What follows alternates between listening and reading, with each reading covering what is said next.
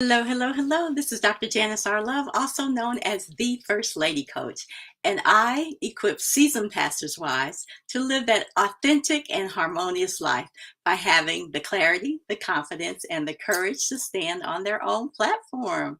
Hello, hello, everybody. It is Thursday night. Last time I said it was Tuesday night.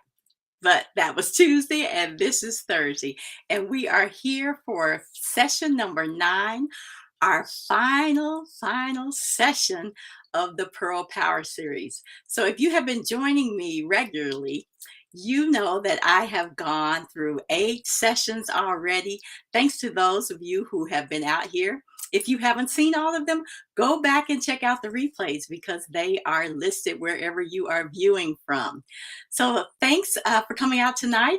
As you're coming in, say hello. Let me know that you are there so I can say hi to you. And it's always a blessing to have you join me live. But again, if you do not catch me live, definitely catch the replay. Once again, I am Dr. Janice R. Love, also known as the First Lady Coach, and I equip seasoned pastors' wives to have that authentic and harmonious life by having the clarity, the confidence, and the courage to stand on their own platform, or basically to live in the calling that God has created you for. All right, so we have been here again for 8 sessions already. First of all, we talked about how to be sure that you have been chosen by God for that special purpose. Then we talked about when does the pastor's wife feel like she has the freedom to reclaim her own life calling. Then thirdly, we talked about how to get rid of that negative self-talk that can oftentimes keep us stuck. And we have a formula on how to transform those thoughts and get rid of them. Then we talked about how we can be our husband's greatest asset without sacrificing who we are, with never having to sacrifice who we are.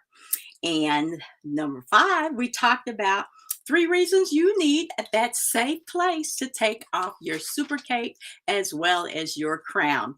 And we all know that we need that safe space. Session 6 was about 3 easy ways to find that time that we didn't even think we had, right? 3 easy ways. And I showed you how you can find that time you didn't think you had to pursue your purpose. Then on session number 7, we talked about the number 1 way to gain the clarity and the courage to stand on your own platform or to walk in your God-given purpose. And at that time, I introduced you to Chosen Pearls. And then session number 8, on Tuesday, we talked about the real truth, why God will never give you an assignment that isn't yours. All right. So finally, we are here to session number 9, and we are going to be talking about how to keep others out of God's business so that you can fulfill your own life calling. So one thing that I have learned over the years, being a pastor's wife or married to ministry for over 33 years, one thing that I have learned is that people often have expectations of us. And you know it so well, all the different expectations that people have about us, whether it's how we should look, how we should dress, how we should act, what our calling should be, what our ministry should be. You know, people will assume that we should be working in the women's ministry, or perhaps in the children's ministry, or maybe even playing the piano or singing. And nobody is surprised when you are doing those kinds of things. Now, I know even in my own life, there's been some debates about what people think I should and shouldn't be doing. For instance, the kitchen. So if there was a dear sister, Sister Sandy, I loved her. She would not let me in that kitchen. Now, it's not because I couldn't cook. She did not want me in the kitchen and cleaning up. She said, no, you go out there and let us serve you. And I do not want you in the kitchen cleaning up. I do not want you washing dishes. I don't want you to mess up that pretty little outfit. And then there might have been others who said, well, she never works in the kitchen. So people have different expectations about who we are, what we should be doing.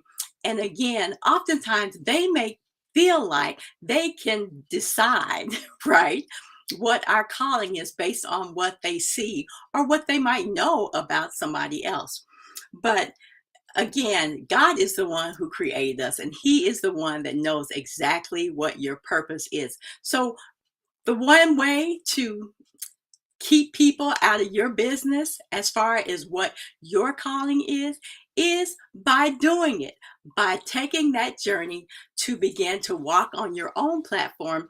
And then that way, when you are fulfilled by doing what God has you doing, then no longer will people try to project what they feel like you should be doing. Does that make sense? Again, because we have enough expectations. We have enough people thinking that they know what we should be doing or how we should be dressed or what we should be wearing.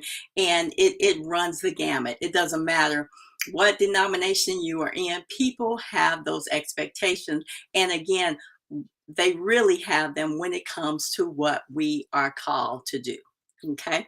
All right. So, one way again is to one way to get them out of God's business is for you to pursue God's business and take that path to walking towards living in your calling, living and walking in your calling. And again, my offer of chosen pearls, I already talked about the various ways that it will equip you to have that authentic life so that you know clearly what your God identity is. Again, we spend time, a lot of time, finding out who you are and who God created you to be. And there are hints and clues along the way in our lives, as well as an assessment that clearly shows us who we are.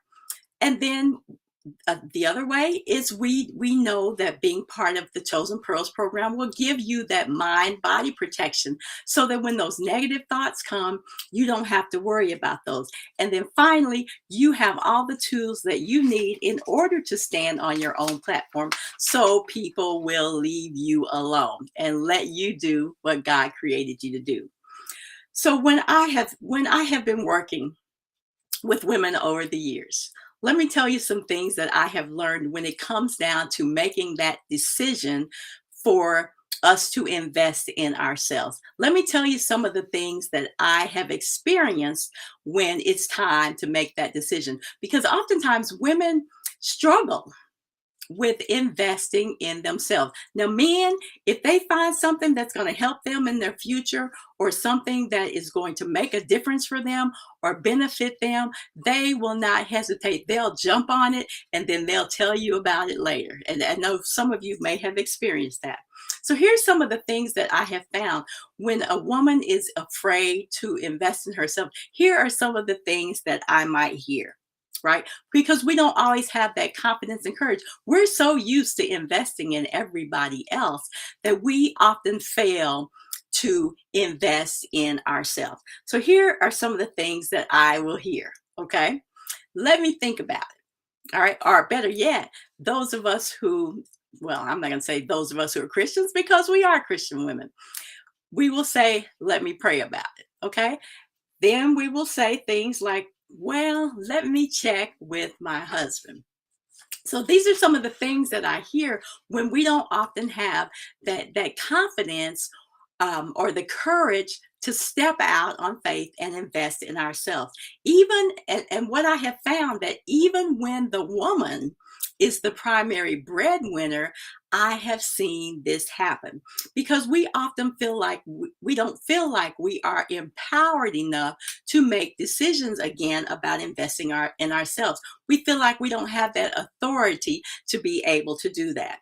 Or I might hear that it is not the right time, but we always there's never a right time for anything, right? And so that's some of the things that I will hear when women are afraid of investing in myself. Have you ever said any of those things? Or have you ever thought some of those things? Because again, we're so used to investing in everybody else that when it comes time to invest in ourselves, we get a little shy about doing that. So over the years, what I've done is the women who I have worked with and who have been part of my various mentoring programs or coaching programs, I have asked them, what was it that what brought them to the decision to where they had that confidence to say yes. And I'd ask them, how did you get permission from your husband in order to invest in yourself? And so here's what I've heard again over the years.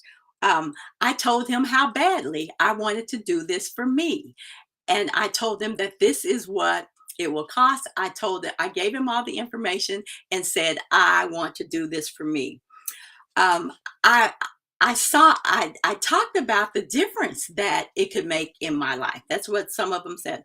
I saw the difference. I had a vision of the difference that it would make in my life, and how it would benefit me in the future. And then I talked about, they say, I talked about I would be more fulfilled if I was able to do this for me. I've supported everybody else, and now it's my time. And then they've also said, I thought about how much time and money I have invested in everybody else and what it has brought me individually, right? Other than knowing that I've taken care of everybody else. And so these women finally said, it's my time for me to clearly do what God has created me to do. I am the priority now. And you can do that when you are a seasoned wife, because you have given to everybody else. You have taken care of everybody else. You have poured into everybody else, your church, your husband, your children, and other women who often need your help. You have poured into everybody else and invested your time and energy in everybody else, but often feel guilty if we do that ourselves. So when we think about what happens if you just don't do anything, some of the things, again, that I have found over the years is that we are left wondering, what would my life have been if I had taken the step to step out on faith and do what God created me to do, to find out what God wants me to do, or to already know what God wants me to do, but having that confidence to step out and do it. I've heard that some women stay in overwhelm. Okay, again, doing running in circles, taking care of everybody else, and again, not ever really truly having that authentic life where they can clearly be themselves, also having that harmony in their life and in their marriage. There might be some overwhelm. I've seen burnout happen when women do not get that fulfillment of doing what God created them to do. We all have heard of imposter syndrome before.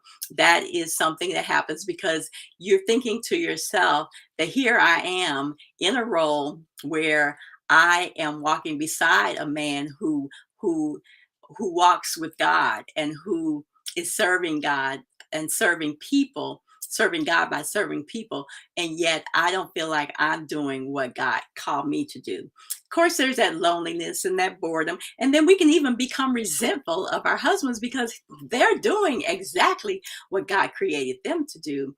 But again, we can be left wondering if we do not take that leap of faith to ask God and to pursue that route that could clearly take us to the point where we are truly walking in our calling. And then finally, of course, we know that loneliness, boredom, and can lead to illness, and that illness is a stressor. Illness is a stressor, which ultimately could lead to chronic illness. So what I do not want for you is any of those things. I do not want any overwhelm, any burnout. We have enough things going on. I don't want any of that for you.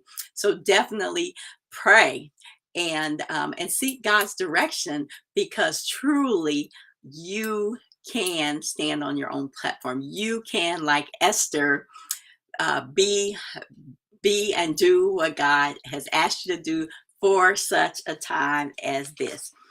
So again, I don't want any of that for you. So what I do want for you, though, is to have that authentic and harmonious life. by having that clarity, the confidence, and the courage to stand on your own platform. So that is the end of session number 9. So again, we have been out here for the Pearl Power series, and each session has been designed to help you to unleash those superpowers, those God-given superpowers that God has placed within you. So if you would still like more information about the Chosen Pearl Mentoring Program, go to janicerlove.com / I get that messed up all the time, janicrlove.com / chosen pearls, and just listen to the free training that I have. It's about 15 minutes, and you'll need to put in your email address and watch it for 15 minutes, and it'll give you all the information there. And at that point, you can book a call with me so that we can have a conversation about getting you on the journey to being who God created, called, and chose you to be, being that chosen pearl that God created you to be. So once again, visit janicrlove.com / chosen pearls. And I thank you all so much for joining me on tonight. I usually come out here on Sunday nights at 7 p.m. Central Time. So look for me every Sunday night at 7 p.m. Central Time. And I might even have some surprises for you here and there. But thank you again so much. I am Dr. Janice R. Love, and I am also known as the First Lady Coach. I can be found on Instagram, on Facebook, and on LinkedIn. And I'd love to get to know you. So again, visit me and follow me, and let's stay in touch. So again, join me next Sunday night as I come out here for my weekly uh, First Lady Coach series. Come on out here and join me, and I would love to see you. So until next time, everybody, be blessed. Bye-bye.